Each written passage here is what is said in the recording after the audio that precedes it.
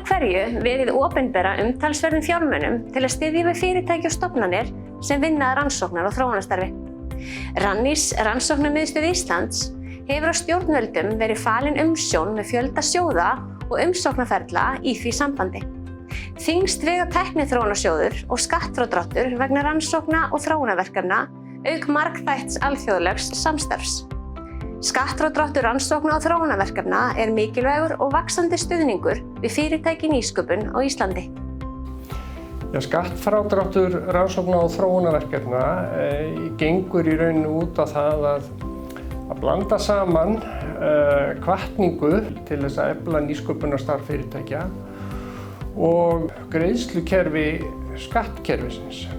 Okkar kerfi kemur til 2010. Á þessum tíma þá vorum við að lenda inn í hruni fjármálakerfisins og þetta var einn af þeim þáttum sem skipti mestu máli í viðspyrnunni fyrir fyrirtæki sem að byggja meira og minna sína starfsemi á nýsköpunar- og þróunarstarfi.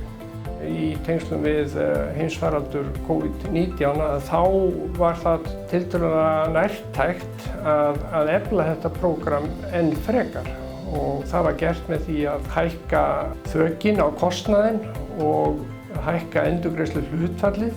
Þetta prógram hefur skilað þeim árangri að við sjáum frekar starfsemi þessara fyrirtækja eflast hér á landi á sama tíma og við erum búin að vera berjast í bökkum í mörgum öðrum greinum.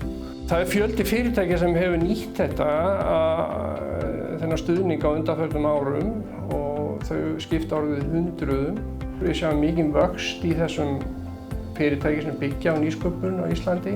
Tækifærin liggja nánast í öllum greinum. Þegar við skoðum líka það sem að ríkið leggur fram og það sem ríkið fær tilbaka í formi skattgreiðslna, þá kemur mjög áhugaverð mynd í ljós. Í mörgum tilfellum sýnir kannski alltaf 10-földun á því sem að ríkissjóður fær tilbaka og við höfum alveg dæmi jafnvel 100-földun á slíku. Þannig að þegar allt er á botning hvolft þá er þetta mjög gott og eftir mikla slægjast fyrir bæði ríkissjóð og fyrirtækin. Öll fyrirtæki sem eru eigendur að rannsóknar- eða þróunarverkefnum geta að uppfylltum skilyrðum sótt skattfrádrátt fyrir verkefni sín. Hægt er að sækja staðfestingu umsókna við Rannís vegna nýrra verkefna til og með 1. október ár hvert og 1. apríl ef framhaldsverkefni er að ræða.